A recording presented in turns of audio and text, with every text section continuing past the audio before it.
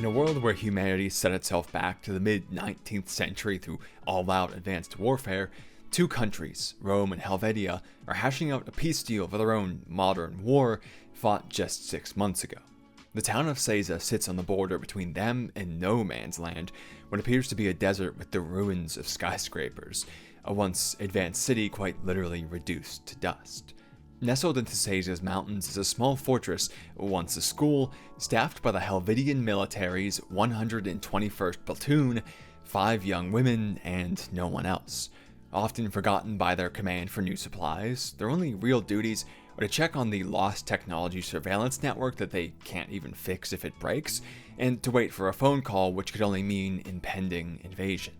They have a lost technology tank, but it's non-operational, mostly a non-issue since, well, they see no combat in this lax unit which goes without acknowledgement of rank even. Essentially, the 1121st is a ritual unit. The town of Seiza has an old legend of 5 maidens who saved the town from destruction by holding back the flames of a devil's body, so having these 5 soldiers around feels like a connection to the past. Really, it's just this, a way for the military to remain in good relations, and the bugle calls they make throughout the day to tell time, which keeps the unit alive.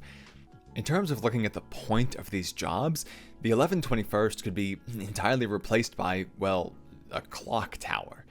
The tradition is nice, but it doesn't actually serve a definitive purpose, and the one thing they do provide relies on the time already being known anyway.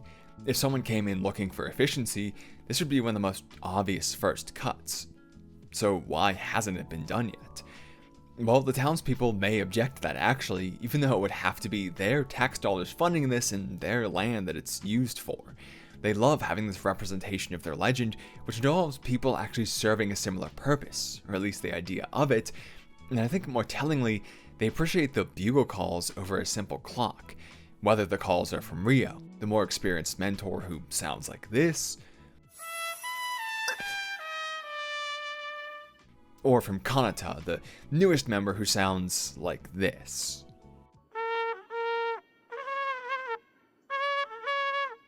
The town loves these inefficient calls, even when they're, well, objectively terrible. People actually even stop Kanata to thank her for producing them. So let's understand why. Well, I think it's because those inefficiencies, those pointless actions which could easily be replaced, are a reminder of important things. Think about a clock. No, not the one that's in some corner of your screen right now, but an actual mechanical clock with all its gears and springs and such. That's actually a pretty insane piece of technology, right? Someone had to take the knowledge of gear ratios, find the right ones to represent a systems of 60s and 24s just perfectly, and then fit them all together in a compact case with tension and springs so that a whole load of small components are functioning perfectly together. Someone else then had to take that idea and manufacture all the parts to a precise degree, because even just a second of drift a day would render the clock 6 minutes off across the entire year, and then someone else had to take all those and assemble them with the same precision. A clock is actually kind of amazing. Hell, if we go even further back, like the sundial, that seems so rudimentary, just an upright in the sun. But even that requires precise mathematical relationships depending on the orientation and location, and some degree of shaping and precision. You don't just slap one up in an afternoon.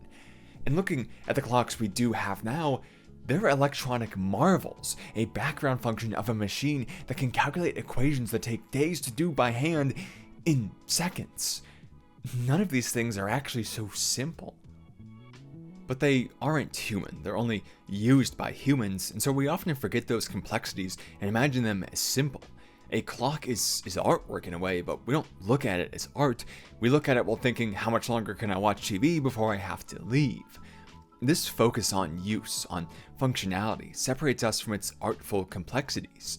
It's much easier for us to understand the effort of a human being like ourselves, to see the brushstrokes of a painter, for example, because we've all, say, worked a new job and noticed how difficult it was to start, but how easy it had become 6 months in. We slowly learned the location of the required items, the procedures to use them by, and so on, and we can recount just how much went into what we now experience as ease. And this is exactly why they appreciate the calls over a clock. It's easier to remember how much they take. What they're hearing is a real person, one who took months of effort to craft a skill, waking up early to perform that skill for them. They can actually meet that person around the town and talk to them, comment on how a new song was nice or a different flourish was noticed. It builds a connection that takes time and makes it into something so much more. This is also why even the terrible ones from Kanata are loved just the same. They serve as a reminder of just how much went into making the good ones they hear when Rio is playing instead. The inefficiency reminds them of, well, us, inefficient beings. Inefficient beings who are conquering that and being better anyway for your benefit. Not like a machine which was made to do it and can't disagree, but a human who was made for everything, choosing this anyway. With that in mind and shared, you have someone to work hard for as well, to make sure that such a favor is repaid. A little pointlessness is good for everyone if it motivates us to do better.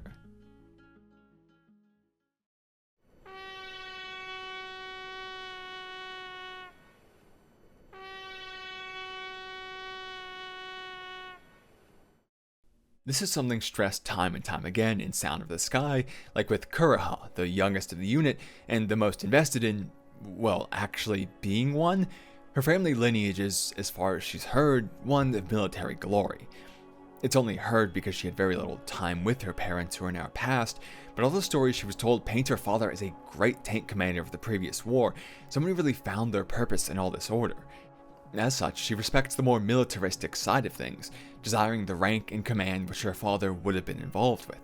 As the 1121st often disregard such things, she'll stand firm to them, insisting that they must be an elite unit since they're at the minimum number required after all, and that their outings and simple tasks are real missions. But deep down, she knows this isn't the case. When she and Kanata are tasked with checking an abandoned part of the fortress for a seemingly supernatural occurrence, they're terrified by not even a ghost, but simply the possibility of one, by the waves of rats, and eventually by the owl, which was the actual cause all along. Trying to stand up to the threat after running, Kureha fires a single shot, misses, and falls backward, shaking uncontrollably. She's not a real soldier, as she admits of her unit.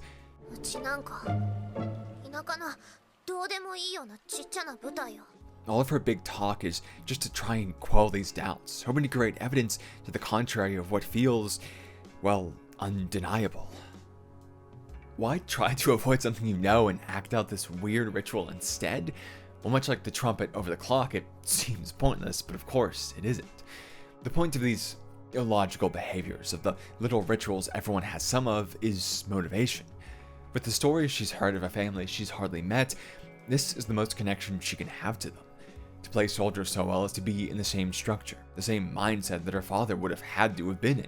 To fulfill the same tasks, carry the same gear, serve the same country, and carry forward everything he thought was worth fighting for. She can never know what he was actually thinking or feeling, but she can do the same things, and maybe that will make her feel the same. After all, even though she was terrified, she went to check out this abandoned area on orders from Rio, something she for sure wouldn't have done if it wasn't required. And yes, if it actually is something dangerous, then they would have been screwed by her inexperience, but when Kanata fell, Kureha gave up running to turn around and shoot, despite the doubts she was just admitting to, because that's what you do as the more senior soldier. Thinking this way isn't just doing the same things under an idea of falsehood, it's why those things are being done to begin with.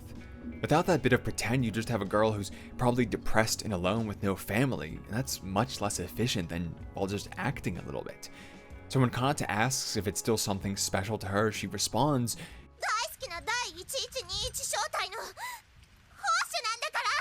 and continues to accept simple orders as missions and function under the structure of a full-fledged unit. This structure is her reason.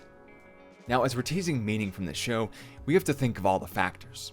So far, we've seen importance to a bit of ritual behavior, whether it's the simple inefficiency or a bit of altered truth, but both have come in a package of wider structure, in this case the military. So is that key to it, some large-scale truth just interpreted by us? Well, we see with the festivals in Seiza that there's some question as to how legitimate the meanings or truths of those structures are. For example, that Fire Maiden festival mentioned earlier celebrates the death of a demon who wanted to destroy the town. The maidens were captured by it, escaped and killed it, and then in turn held its head so the spewing flames wouldn't cause further damage, while the townspeople threw water all over them to keep them alive. Except the story is different for those in Rome. Told by Isha, a Roman they capture and eventually befriend, she tells them that there was no devil but rather an angel, sent by the one and only God to punish the world. However, it was wounded and rested in this valley. The maidens didn't fight it, but took pity on its wounds and helped it heal, in turn holding its head to stop the bleeding. The townspeople caused the destruction instead, burning the valley and the maidens for their perceived crime, and an army of angels were sent to wipe them out in retribution. But in even more kindness, they were called off by the maiden's last breath, using a horn the original angel gifted them to signal stop.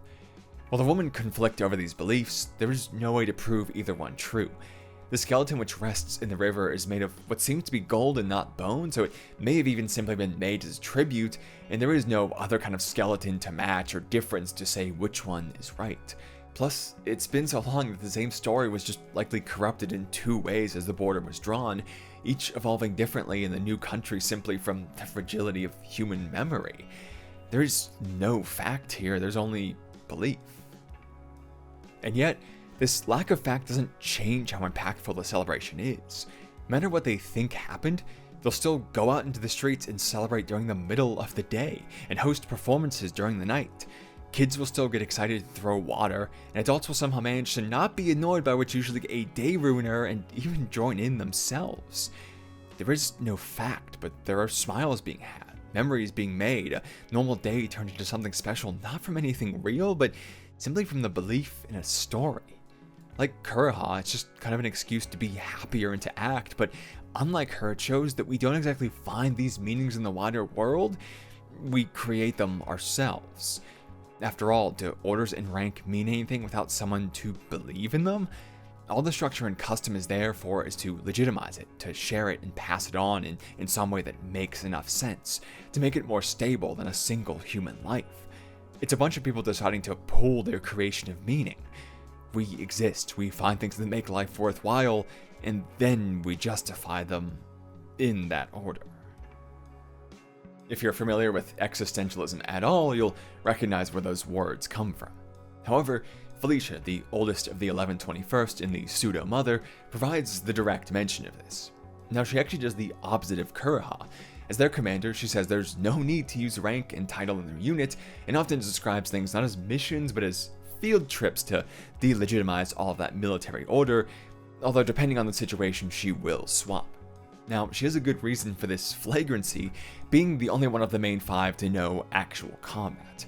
The 1121st was active in the previous war as a tank squad, just as it is now, but despite ending only 6 months ago, we don't see any of the other women from it, because they were all killed in combat. Their tank received a direct hit, and being out of the hatch at that time, Felicia was knocked clear instead of burning like the others. Only she survived, wandering through the battlefield, witnessing the horrors of war, and even further back as she falls into the ruins from the previous human civilizations, seeing the same mistakes being repeated across time. The context which is inspiring to Kureha is actually terrifying to Felicia, a reminder of what combat really means. Death. The removal of everything she found important, the friends she hadn't lost, not a connection to them. It was even the reason why Kureha barely got to meet her family to begin with. That distinction makes all the difference, and an important point. It's not just a festival where there's a bit of a difference between cultures, these are pretty much opposites. So can that structure mean anything true when two people find entirely opposed meanings within it? To give it that much of a swing, well, it has to be pretty much entirely what the individual brings to it, their experience and thoughts alone. This is something she believes, saying quite directly to Rio,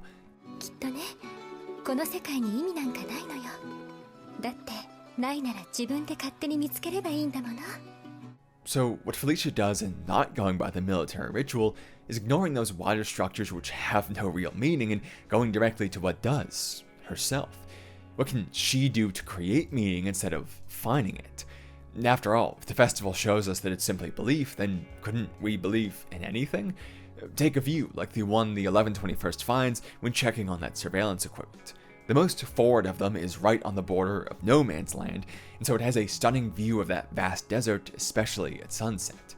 Although, in actuality, it's nothing, just empty space to be witnessed by human eyes, where a city once stood but now exists only sand and rubble, the absence of humanity. But right there, from where it can be seen, are the signatures of the former 1121st members Felicia once knew. There's no rhyme or reason for it that she explains. We simply have to assume that, taking orders to come out here, they waited for a while to take in the sights and were inspired to commemorate it, whatever conversations or interesting moments they might have had here. There was nothing inherently special about it, just what they made it. But they decided to make it so anyway, codified emotions into physical space by etching them into this equipment, by their will alone creating a tradition which is carried forward to each new member.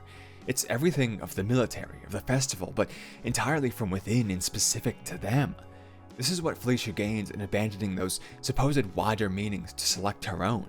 Where Kureha finds something that only works for her and yet requires so many others, something with doubts and which can be taken away by another's will, Felicia creates something which works for them, from nothing more than that they all exist together. And she does it with utter confidence, unshaken by military orders and without a doubt in her mind, unable to be taken away by commands or dissolved by the wider powers which make it, since she is that power. Nothing means anything, so everything means what she decides as the perceiver. Embracing that self is what gives her such confidence, enough to even mutiny against a dangerous and ruthless leader later on. This acceptance brings so much.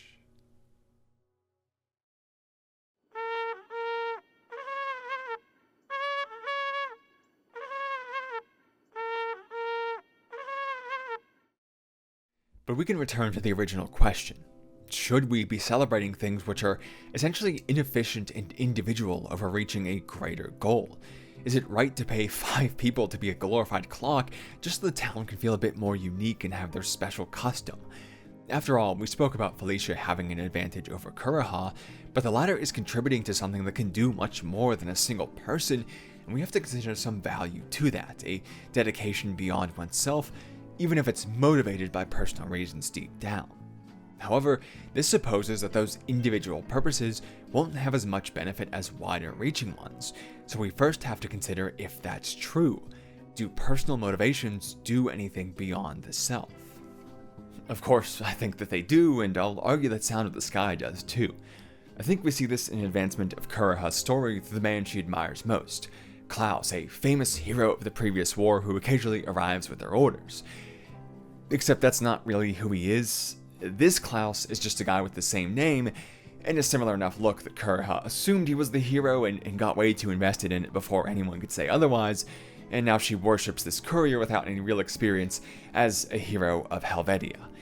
This seems headed for disaster when, during a terrible storm, the pair are caught in a slowly sinking section of land with no way back up to the city, and without the ability to drop a rope or anything like that given its location. It's an awful situation, one which starts to get to Claus as he has to steel himself into bravery again and again, visibly preventing his shaking. But it doesn't weigh on Kureha at all, even as the land is being pulled away maybe 30 feet from them, because as she says, she's actually in the most danger of her entire life, and with someone who has no way to deal with it. But as she perceives it, it's the opposite. Much like the customs we discussed earlier, it isn't the truth but the belief which crafts her reality. But the interesting evolution with Klaus's part of the story is that he isn't a believer. He never tried to co-opt this legend, it was simply thrown on him. And yet he has to take it on and become like it, confident and strong in this moment. Just think about it logically. So long as he plays pretend, Kureha is entirely calm, physically and mentally ready to make whatever moves they might need to in escaping.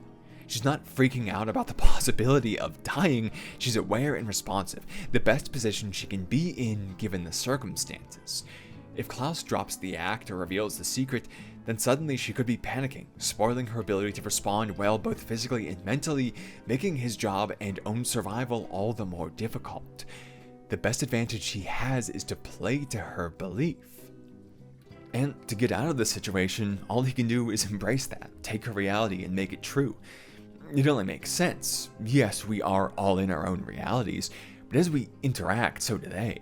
If she's living in one with a certain set of factors, and he needs to handle her, then he has to play to those factors. He has to be the expectations shaping her actions to merge those realities and properly address the situation they make.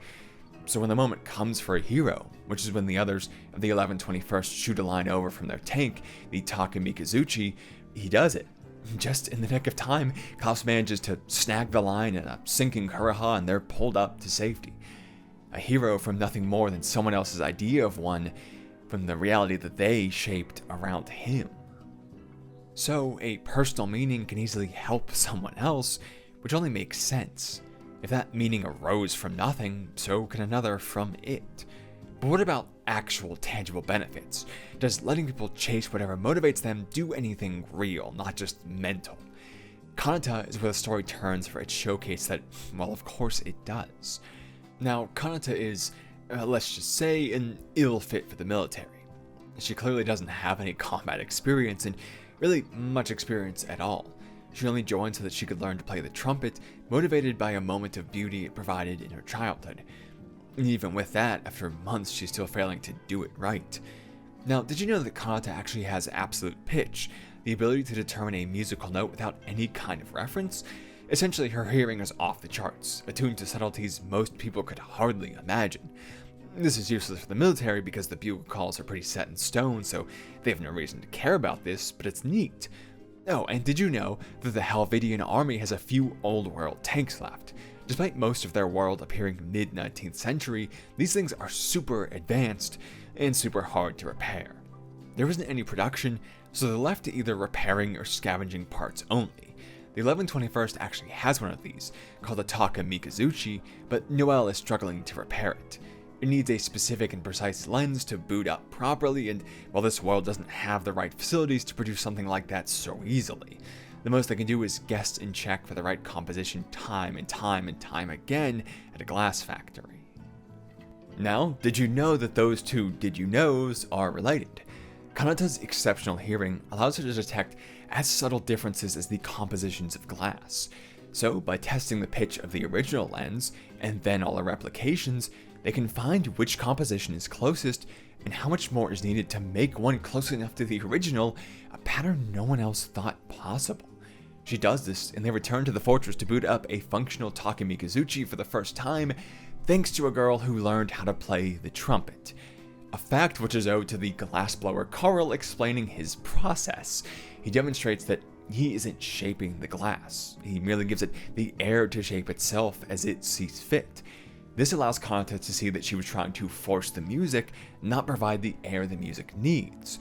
She rushes outside and plays correctly for the first time ever, thanks to the skills of a glassblower.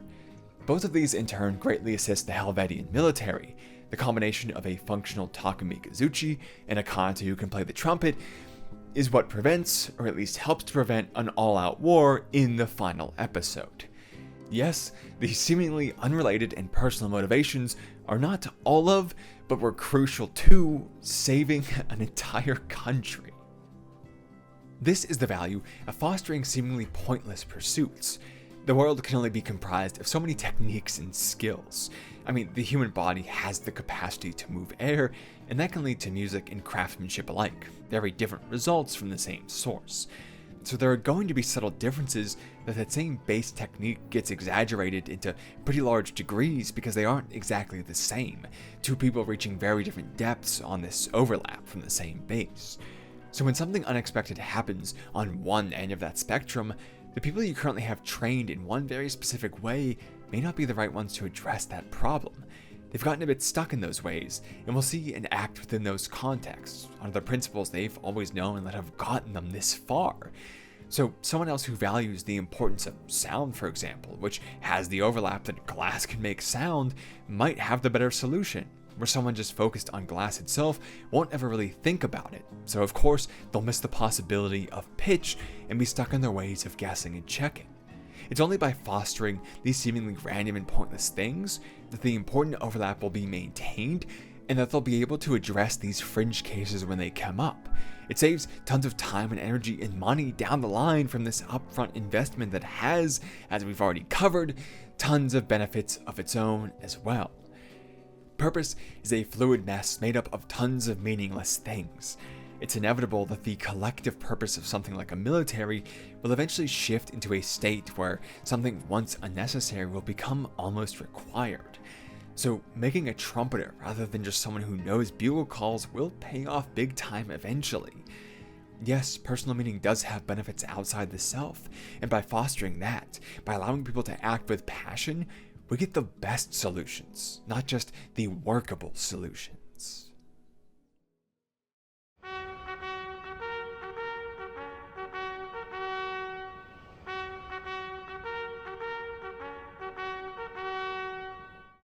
Now, we mentioned the end of the anime a bit there, that this ritual unit, one often forgotten by their command and understaffed, prevents the outbreak of all-out war which would destroy 6 months worth of peace talks and throw thousands of lives away.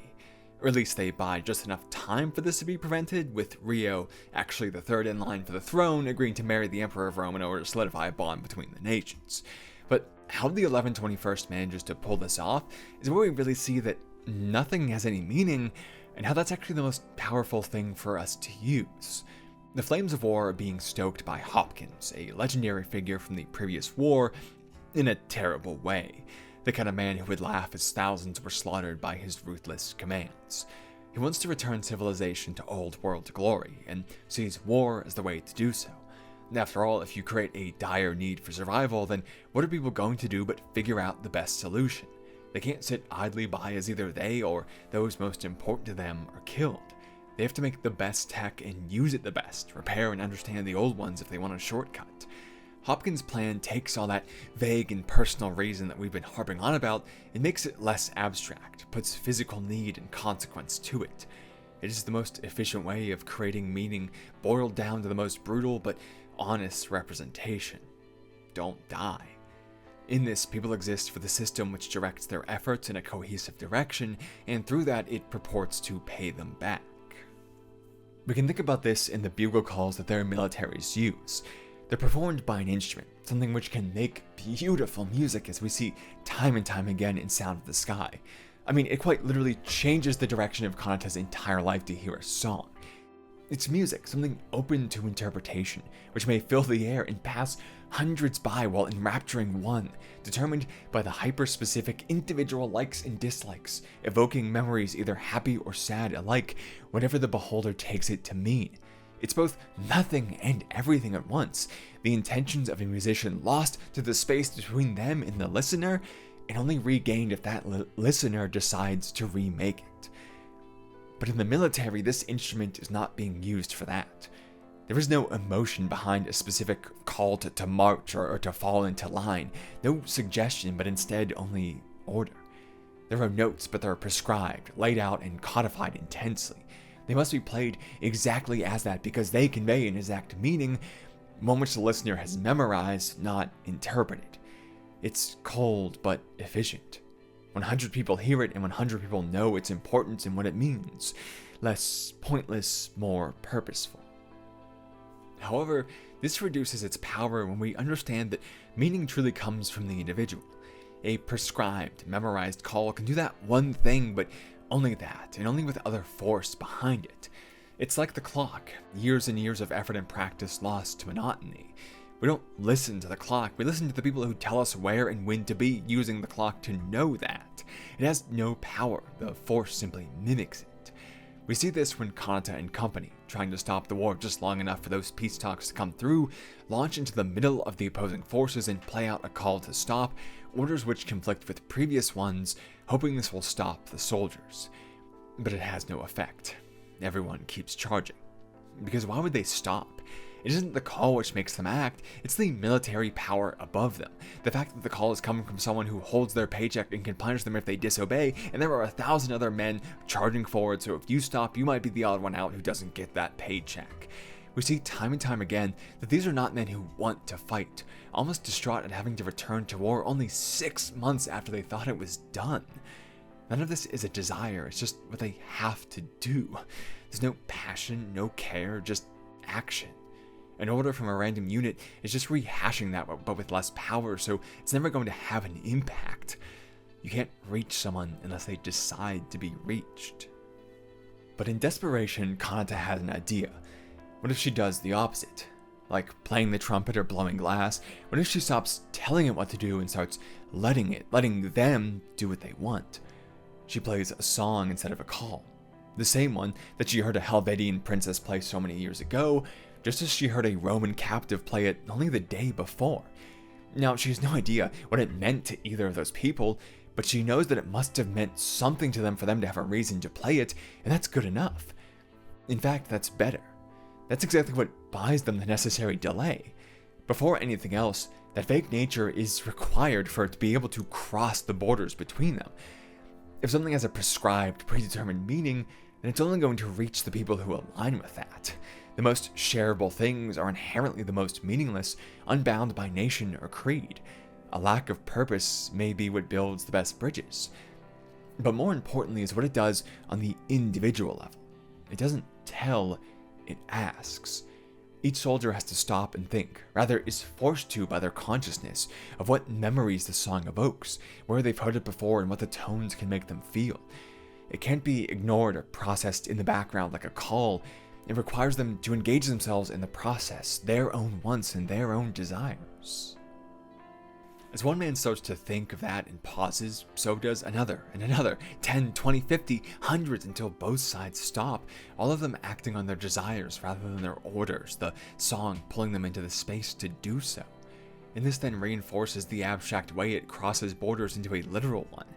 Each soldier has to look up at the other side, someone who looks and sounds so different, but now enjoys something so meaningful to them just the same.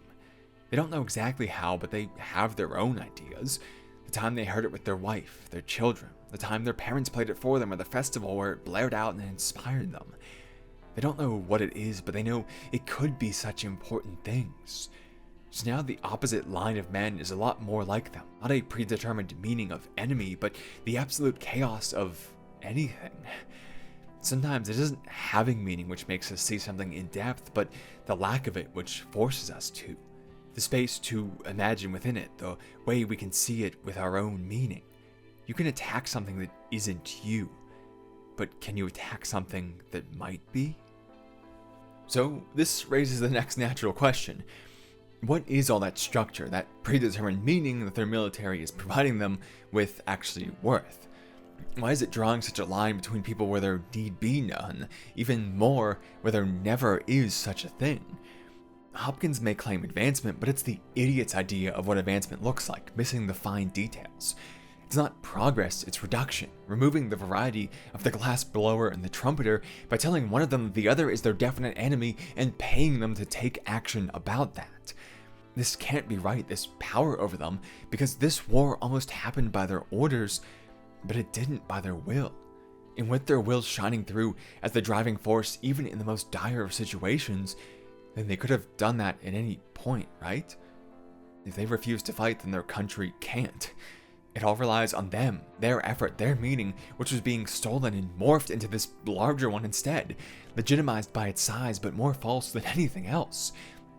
It prevents people from finding their own and supplants something to the advantage of those in charge instead, robbing the people of their most fundamental power, the ability to create meaning. We can see this in the basic organization that they follow. Think about something that Ryo says to Kanata.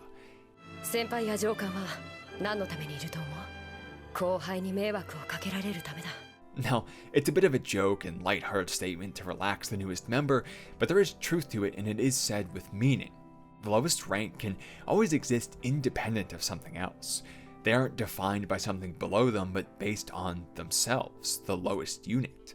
A superior, however, well, they're there because there are people below them causing problems defined by placing them all within such an order to begin with.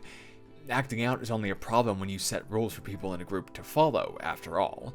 So the superior is always defined by their relationship to the people under them, existing more or less as an excuse to alter the wills of those people. Ryo's statement is that the juniors must give the superiors a reason to justify themselves.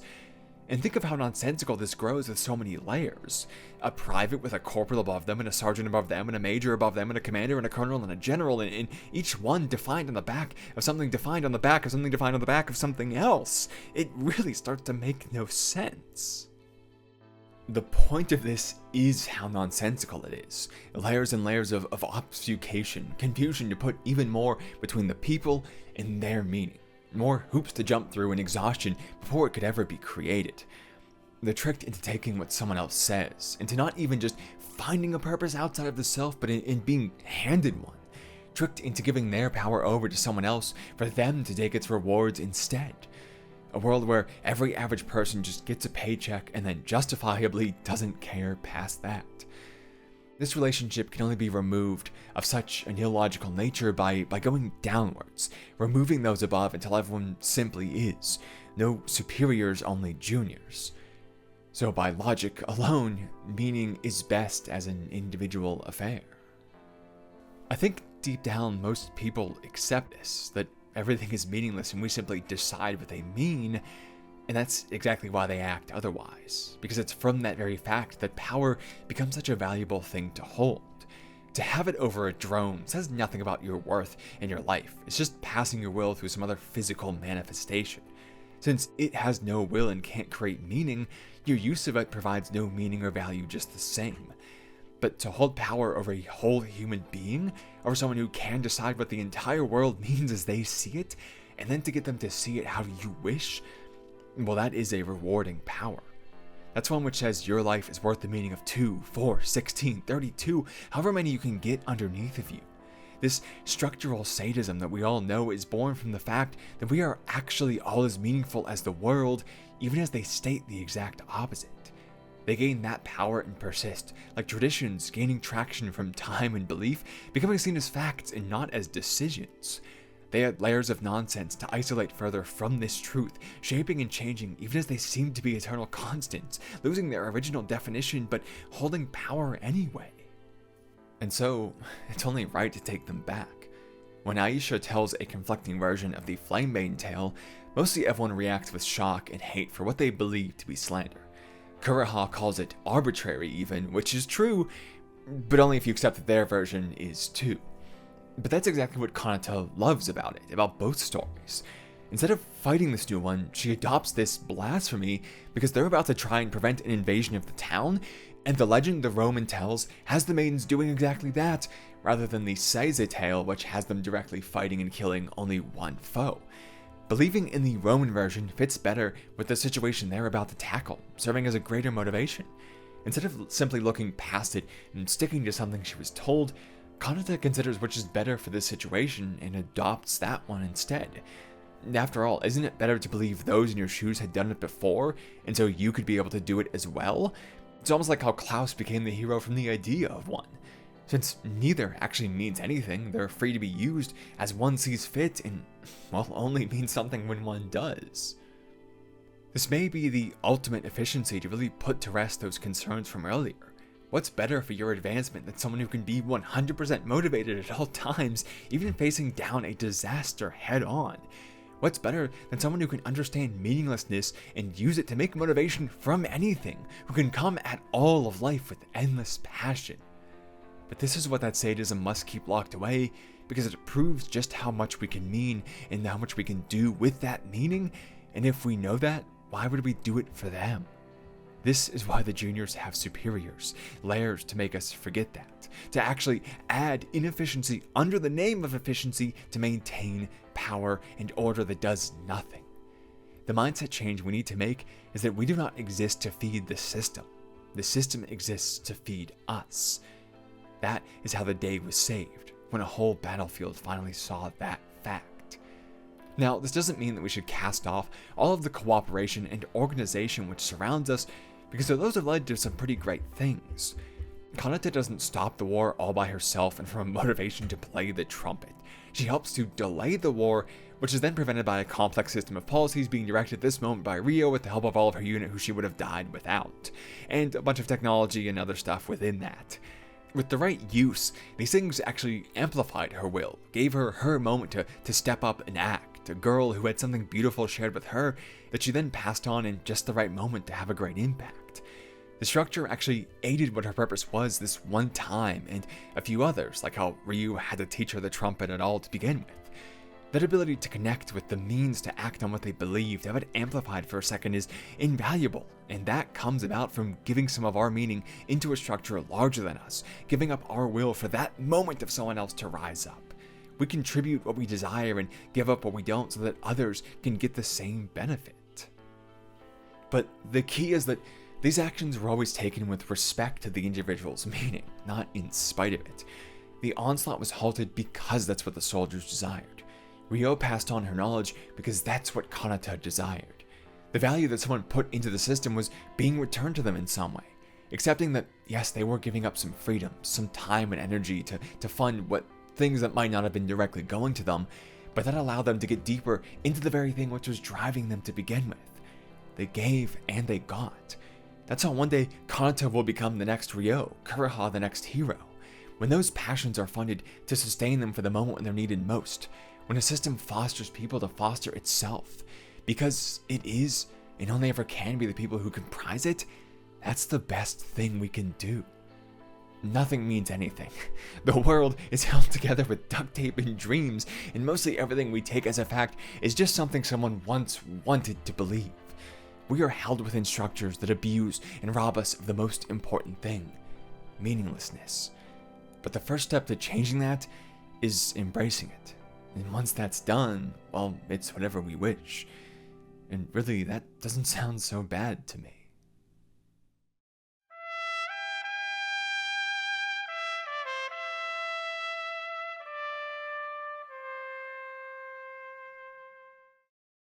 A couple weeks ago, I was struggling to write a video for a show I'd totally fallen in love with. The contrast between universal despair and daily hope, the representation of identity struggles and general question of what it even means, and the unfortunate relevance of the world's end it depicted, it had everything going for it that should have made for an easy write. And yet I really struggled. The file names kept growing, from Outline to Outline 2 and 3, some would splinter off into copy of Outline 2 or Outline 3, the real one this time, each one shifting the concept, refining the wording, but never quite grasping what was there, struggling with an almost fluid nature. One day the characters' motivations decided to point to this, and the next day they defiantly opposed it, each action taking on 10 motivations. Nothing fit a puzzle without the last few pieces, but with 10 extra that went nowhere at all. Eventually, as time leads faded away and a should-have-been-easy video went over schedule, I pushed it out the door. Not something I felt was bad, but just not something that felt like everything it was supposed to mean. The show had so much meaning in it that it felt like I just left on the table, excusing the fault with, it did a lot of the same things in different ways, right? And that created some conflicts moving forward in the next videos, those creeping doubts of, well, if you missed it here, maybe you're going to miss it there. If you can't find that logic in something you love, how can you find it in something less? Is 2 weeks too short? Is the timeline a disrespect to the meaning of these things? I jumped around between a few outlines, never getting too far past the couple lines of plot summary to what it was actually supposed to mean, because I couldn't grasp what the truth was. Yes, it did seem to point in this thematic direction, but that didn't 100% line up with another. Those characters' actions didn't fit with the ideals of this one, and every line must have a purpose. It was there for a reason. There was this vagueness to everything which made it seem impossible to say with confidence, this is the meaning I found in the series. And I had to say it with confidence. I had to, because there's nothing I hate more than the vague slop which piles onto this site and the internet at large day after day, going faster and faster with an AI engine rather than a human genuine, algorithmic and analytic decisions that treat attention as the means for profit and will say whatever gets the most of it. I can't do that. You've put some degree of faith in me, a trust that I'm here doing the work within this 2-week time frame to make something that won't mislead you, that will have some kernel of that truth within it for you to hear, take in, and make something much greater out of. To just say whatever was maybe right felt akin to slop, a step in its direction at least. I play a small part, never a fire but only a spark, but I play the spark with as much honor and respect as it can demand, because this is your time, your energy, and I'll say it until the end of time, that is importance itself. That's the limitation that drives human growth. Resources you could spend anywhere, spent right here with me.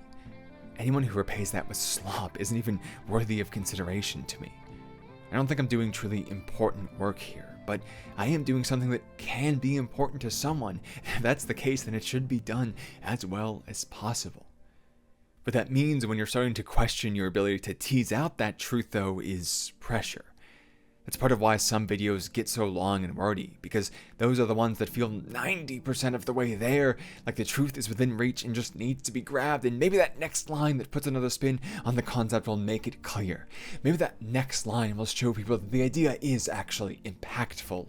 Maybe the next line will perfect the rule of threes with a bit of repetition to stress the point. The point that I don't know if I could have even summed up succinctly if I tried. The meaning kept evading, kept escaping, until media that I loved, which had been with me for over half my life, felt so distant. Did I ever really know what it meant? If something that close could escape me, did I know what anything meant? Do I even have a right to know?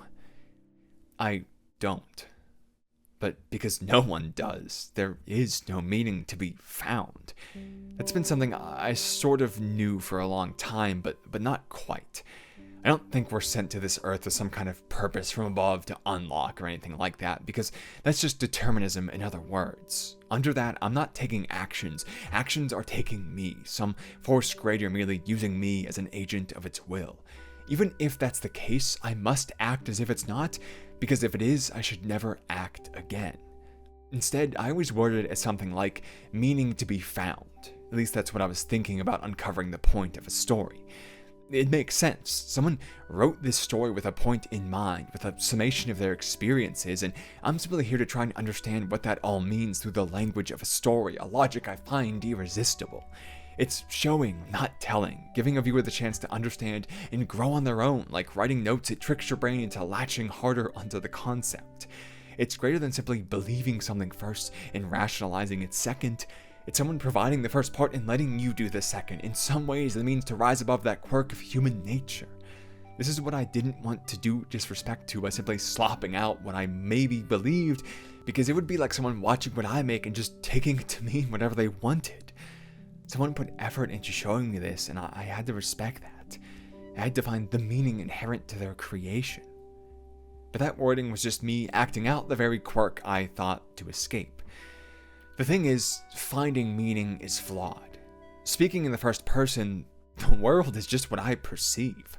I can't see anything which does not in some way arise from my eyes passing information to my brain, whether that's the coffee in my mug or the person I love lying next to me. I can't feel anything that does not pass from my nerves and my fingertips to the neurons in my brain, each keystroke a reminder of this fact. It's all tainted by who I am and how I see, from the lenses in my glasses to the experience stored in my mind, a simulated reality by a brain in a jar. There is no meaning to be found because it's all just in here, all just me, a being who emerges into the world without meaning by the logic of free will. Combining these two things, then there's only one solution. Meaning cannot be found. But it can be made, as you probably know from the video at large. Yes, an author did write this story with a point, but that point is a result of how they see the world to begin with. Someone who might see violence as a means to better a world, or someone who might see it as an endless cycle. Someone who sees the middle ground as a compromise, and someone else as a weakness that leads to failure. Someone who was scorned by the evil inherent to love, and someone else only privy to its world-bending beauty. Someone with clouded vision of youth, despair, and someone with clouded vision of eyes spoiled by age. These stories hold no truth, they simply hold ideas of truth, and in non-existence, the actual one will always escape them. Even if there was some truth, something we could see that would seem to make it all make sense, we still have to perceive it. It would mean something different to all of us, and it must, or else we would never exist to begin with. Truth is nothingness. A story means only what one person decided a few things do. That's all anything means at large. Nothing on the whole, but everything to one and anything to all. Well, this always has a depressing tone. I think one we play into for emphasis. I actually find a lot of hope in this pseudo-pessimism. Because remembering that none of this means anything, that I'm not finding meaning but creating it as I see fit, That's what broke the spell of inaction with my writing. I was sitting there at the end of a failed day, witnessing 3 outlines with vague ideas but less progress than a snail. I was letting my mind wander off to other things, mostly the other unused outlines dotting my folders here and there, my failures from before. The Time Travel as Always horror one is actually an interesting case of this because it was actually about control at first, an attempted repetition of the existing just to exist video, but with Sartre in place of Camus. I spent the whole day taking notes on existentialism as a humanism and applied each section to a different show, really stretching the point a bit too much. I'd made a whole outline, but it was jumpy, overlapping, and dry. But looking over it, there was something I'd really missed in not making that a video and committing some part of it to memory. I remembered existence precedes essence, as it morphed with the convenient wording of what I do here as finding meaning, that we mean nothing but find it in the world. However, it was clearly about creating meaning. As he said in that landmark speech, what do we mean by saying that existence precedes essence? We mean that man first of all exists, encounters himself, surges up in the world, and defines himself afterwards. If man as the existentialist sees him as not definable, it is because to begin with he is nothing. He will not be anything until later, and then he will be what he makes of himself. That last line is important. He will be what he makes of himself. The emphasis isn't on finding, but on creating. We have a conception of ourselves. We think of what we would like to be and why, and then we go out and make it. We create meaning from within and back it up with our actions.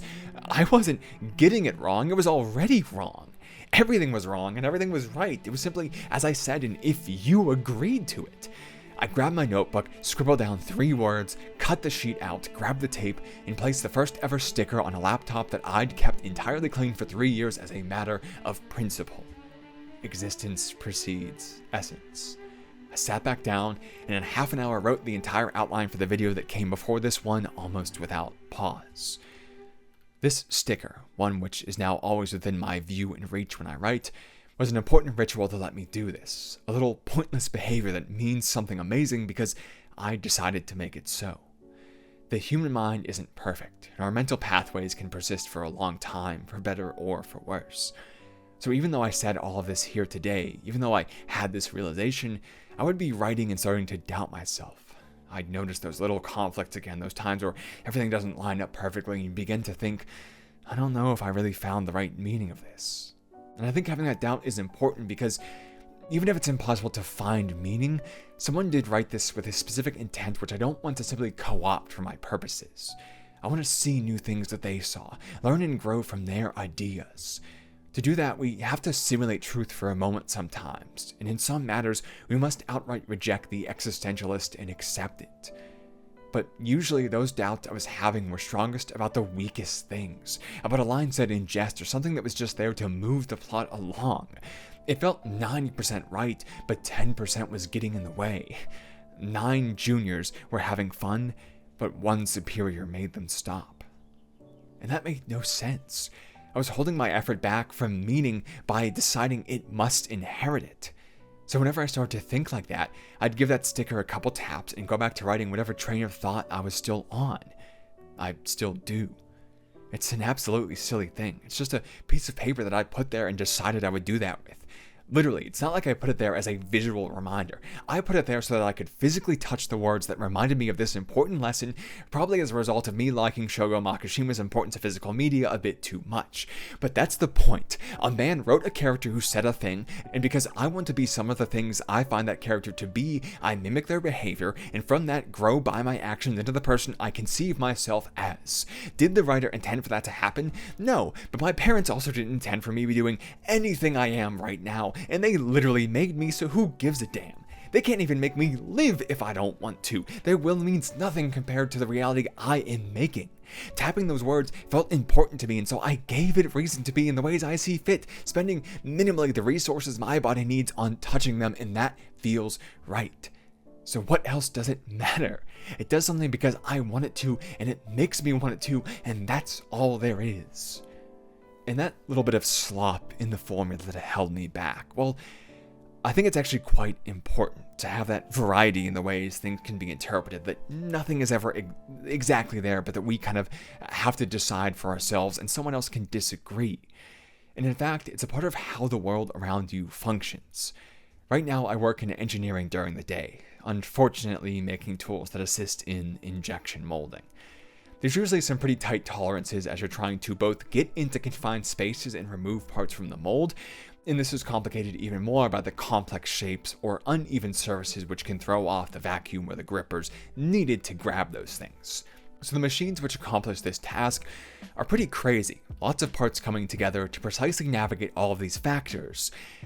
Kind of. Because the more precise they need to be, the less perfectly designed they actually are. Intentionally imperfect. A lot of the holes that decide how these things actually physically are, that adjust where the grippers and suction cups and so on sit, are slots so that pieces can be moved, the distances of each suction cup adjusted on threads rather than just on rods set in place, and the programs which make these automated are just a process of applying best knowledge and experience and then just making adjustments on the fly until it works, never trying to get it right in the first go because you can't. One suction cup sits at 4 inches from the left face and 3 out from the surface, and another sits at 4.17 inches from the right face and 2.97 out of the surface because that's just what you tuned it to that finally made it work, and no reason more. Physically, the world is just too complex to actually be manipulated by something so rigid. If you try to do that, you just end up failing and wasting all the manufacturing and planning that went into those things, nothing gets made, and the comfortable world ceases to be comfortable. Our perfection arises from imperfection. So why would the abstract, the minds which first encounter the physical world and then emerge second as a response, be any different? They require a bit of slop in the tolerance, some room to say, well, yes, that fits here, but it doesn't there, and the ability to take whichever works at that moment. To not believe rigidly in one thing forever, but to believe whatever leads to the best outcome for you and everyone else. There are no truths, there are no definitive answers. Every hole is a slot. Every video I make is just a different way of saying, it depends, take your pick. It's only from recognizing all of this that I now feel a lot more free in writing things. Because there is some level of pressure, of course, but only so much as the individual watching this cares to put to it. All of the words could simply be passing through your ears as you put away laundry or sleep, and the purpose they serve is just comfort, lost to the air on every replay just as they were first spoken. But they could also catch you, break you out of that comfort for a moment, saying something you felt in a way you hadn't thought. It's only then, with your choice and effort, that it goes from meaning something inside of me to meaning nothing, just pointless sounds in the air, to meaning something again when you hear it. And even more, because of that, there can be no truth. There can only be what you took from what I took from what the author wanted to try and say. Layers and layers of the same concept in fundamentally different worlds. What I'm doing means everything to me, but only because I say. And it means nothing to the world because the world simply is. And to you, well, only you can answer that part. All I could do is lay out my case for what I think it should mean and hope that some of it meant something to you. Anyway, thanks for watching, and I hope that I'll see you again soon.